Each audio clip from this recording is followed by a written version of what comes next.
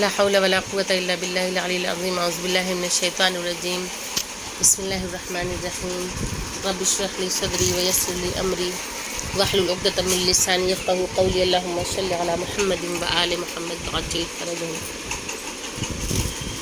معزز خواہران السلام علیکم۔ آج کا ہمارا موضوع درس جو ہے وہ تاریخ میں معصومین علیہ السلام ہے، جس میں آج ہم لوگ پڑھیں گے حضرت امام علی نقی علیہ السلام کے بارے میں، اور درس نمبر 12، اور اس کی آڈیو، اس کی PDF آپ سب کو بھیجی جا چکی ہے۔ آپ لوگ اس کا آڈیو بنا کے ہمیں واٹس ایپ پہ، ٹیلی گرام پہ بھیجیں، اور جو بھی سوالات آپ لوگوں سے پوچھے جائیں اس کا آپ ضرور جواب دیجیے، اور یوٹیوب پہ جو بھی اپلوڈ ہو رہا ہے اس میں لائیو چیٹ کمنٹ کریے آپ لوگ، اور لائک کریے، شیئر کریے۔ تو درس کا آغاز کرتے ہیں حالات زندگی امام علی نقی علیہ السلام سے۔ آپ کی ولادت 5 رجب المرجب سن 214 ہجری کو مدینہ منورہ میں ہوئی۔ آپ کے والد گرامی حضرت امام محمد تقی علیہ السلام اور والدہ ماجدہ جناب سمانہ خاتون تھیں۔ آپ کا اسم گرامی علی تھا، اور القابات نجیب، مرتضیٰ، عالم، فقیہ، ناصح، امین اور نقی اور ہادی ہے۔ آپ کی کنیت ابو الحسن الثالث تھی، اس لیے کہ اس سے پہلے امام موسیٰ کاظم علیہ السلام اور امام علی رضا علیہ السلام کو بھی اسی کنیت سے یاد کیا جاتا ہے۔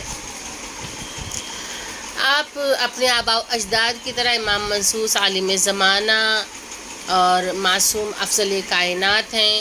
آپ دنیا کی تمام زبانیں جانتے ہیں اور علم غیب سے آگاہ ہیں۔ آپ جملہ صفات حسنہ میں اپنے والد کی جیتی جاگتی تصویر تھے۔ امام علی نقی علیہ السلام کی کرامات۔ آپ کے صحابی ابو ہاشم کہتے ہیں کہ میں ایک دن حضرت امام علی نقی علیہ السلام کی خدمت میں حاضر ہوا تو آپ نے مجھ سے ہندی زبان میں گفتگو کی، جس کا میں جواب نہ دے سکا، تو آپ نے فرمایا کہ میں تمہیں ابھی تمام زبانوں کا جاننے والا بنائے دیتا ہوں۔ یہ کہہ کر آپ نے ایک سنگریزہ اٹھایا اور اسے اپنے منہ میں رکھ لیا، اور اس کے بعد اس سنگریزے کو مجھے دیتے ہوئے فرمایا کہ اسے چوسو۔ میں نے اسے اچھی طرح چوسا۔ اس کا نتیجہ یہ ہوا کہ میں 73 زبان یعنی کہ 73 زبانوں کا عالم بن گیا، جس میں ہندی بھی تھی۔ اس کے بعد سے پھر مجھے کسی زبان کے سمجھنے اور بولنے میں دقت اور پریشانی نہیں ہوئی۔ یہ امام کی کرامات ہے۔ امام علی نقی علیہ السلام اور سال کے 4 اہم روزے کے امام اسحاق بن عبداللہ علوی عریضی حضرت امام علی نقی علیہ السلام کی خدمت میں سریہ مدینہ منورہ میں حاضر ہوئے تو آپ نے انہیں دیکھ کر فرمایا کہ میں جانتا ہوں کہ تمہارے باپ اور تمہارے چچاؤں کے درمیان مسئلہ زیر بحث ہے کہ امام وہ ہے جسے علم غیب ہوتا ہے، اور امام کو بغیر بتائے سب کچھ معلوم ہے۔ لہٰذا امام نے اسے دیکھ کے برجستہ کیا کہا کہ تمہارے باپ اور تمام چچاؤں کے درمیان یہ مسئلہ زیر بحث ہے کہ سال کے وہ کون سے روزے ہیں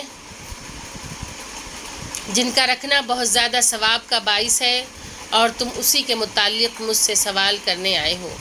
اس نے کہا اے مولا و آقا، بس یہی بات ہے۔ آپ نے فرمایا سنو، وہ 4 روزے جن کے رکھنے کی بہت زیادہ تاکید کی گئی ہے، وہ 4 روزے ہیں کہ یوم ولادت باسعادت حضرت رسول خدا صلی اللہ علیہ وآلہ وسلم کے 17 ربیع الاول، اور یوم بعثت و معراج 27 رجب المرجب، اور تیسرا ہے یوم دحو الارض، یعنی جس دن کعبے کے نیچے سے زمین بچھائی گئی 25 ذی القعدہ، اور چوتھا ہے یوم عید غدیر، یعنی جس دن رسول خدا صلی اللہ علیہ وآلہ وسلم نے بحکم خدا حضرت علی علیہ السلام کو اپنا جانشین ہونے کا اعلان کیا، اور وہ ہے 18 ذی الحج۔ یہ 4 روزے ایسے ہیں کہ جن کو رکھنے کی تاکید کی گئی ہے، اور ان کا اجر و ثواب بھی بہت زیادہ ہے۔ برق رفتار سواری کے بارے میں ہے کہ امام علی نقی علیہ السلام کے مدینے سے سامرہ تشریف لے جانے کے بعد ایک دن ابو ہاشم نے کہا کہ مولا، میرا دل نہیں مانتا کہ ایک دن بھی آپ کی زیارت سے محروم رہوں، بلکہ جی چاہتا ہے کہ ہر روز آپ کی زیارت کروں۔ حضرت نے فرمایا کہ اس کے لیے تمہیں کون سی چیز رکاوٹ ہے؟ انہوں نے کہا میرا قیام بغداد میں ہے، اور آپ سامرہ میں ہیں، اور میری سواری بہت لاغر و کمزور ہے۔ حضرت نے فرمایا اب تمہاری سواری کا جانور طاقتور ہو جائے گا اور اس کی رفتار تیز ہو جائے گی۔ کہ امام کی زبان کا اثر دیکھیے کہ امام نے صرف زبان سے کہا۔ تو ابو ہاشم کا بیان ہے کہ حضرت کی اس ارشاد کے بعد سے ایسا ہو گیا کہ میں روزانہ نماز صبح بغداد میں اور نماز ظہر سامرہ میں اور نماز مغرب بغداد میں پڑھنے لگا۔ احادیث امام علی نقی علیہ السلام میں ہے کہ آپ نے ارشاد فرمایا کہ دنیا بازار کی طرح ہے، کچھ لوگوں کو فائدہ ہوگا اور کچھ لوگوں کو نقصان، اور جو اپنی ذات سے راضی ہوگا اس سے بہت سے لوگ ناراض ہوں گے۔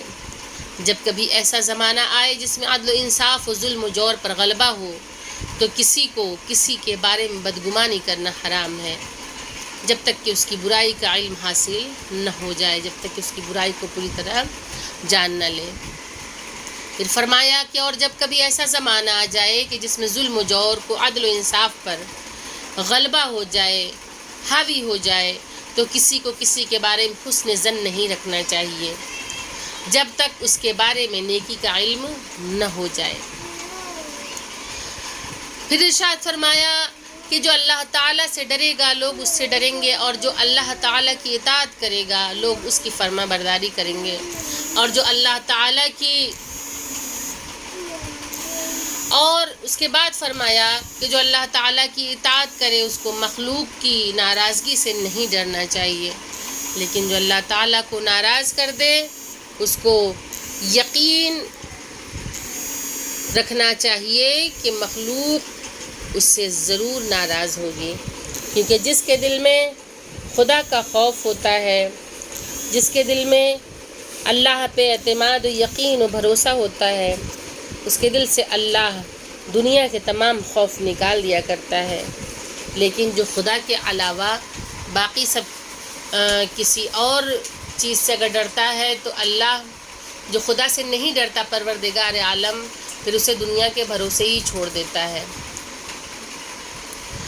اس کے بعد آپ نے ارشاد فرمایا کہ اس وقت کو یاد کرو جب تم اپنے اہل و عیال کے سامنے پڑے ہوگے، اس وقت نہ کوئی ڈاکٹر تم کو موت سے بچا سکتا ہے اور نہ کوئی دوست تمہارے کام آ سکتا ہے۔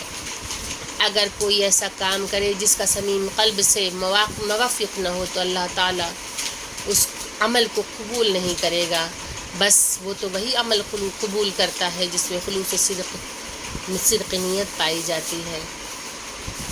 کہ امام موت کی طرف اشارہ کرتے ہیں کہ جب انسان بالکل مجبور ہوگا اور وہ دوسروں کے بھروسے ہوگا کہ دوسرے اسے نہلائیں، اسے غسل دیں، اسے کفن پہنائیں، تو امام کیا فرماتے ہیں کہ اس وقت نہ کوئی دوست تمہارے کام آئے گا اور نہ کوئی ایسا کام جس کا صمیم قلب سے موافق نہ ہو، تو اللہ اس عمل کو قبول نہیں کرے گا۔ عمل وہ قبول ہوگا کہ جس میں خلوص پایا جاتا ہے، جس میں صدق پایا جاتا ہے، وہ عمل قبول ہوگا کہ جس میں ریاکاری شامل نہیں بلکہ خلوص نیت کے ساتھ وہ اللہ کے لیے کیا گیا ہے۔ آپ نے ارشاد فرمایا کہ اللہ تعالیٰ نے دنیا کو مصیبتوں کا گھر بنایا ہے اور آخرت کو جزا کا گھر قرار دیا ہے، اور دنیا کی مصیبتوں کو آخرت کے ثواب کا ذریعہ قرار دیا ہے، اور آخرت کے ثواب کو دنیا کی مصیبتوں کا عوض قرار دیا ہے۔ آپ نے ارشاد فرمایا کہ خود پسندی طلب علم سے روکتی ہے اور انسان کی پستی و جہالت کا باعث بنتی ہے۔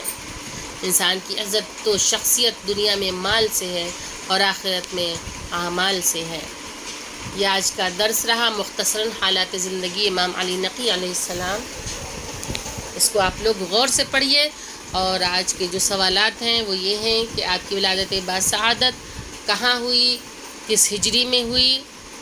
دوسرا سوال کہ آپ کے والدین کا نام کیا ہے، اور آپ کے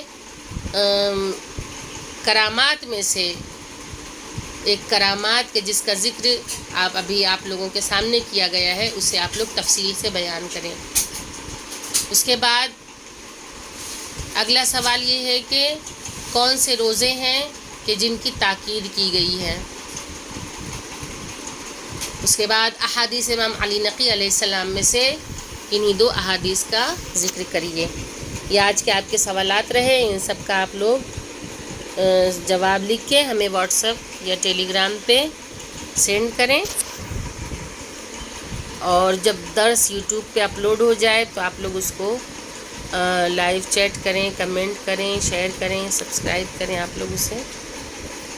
وآخر الدعوانا الحمدللہ رب العالمین، اللہم صلی علی محمد و آل محمد وعجل فرجہم۔ السلام علیکم، خدا حافظ۔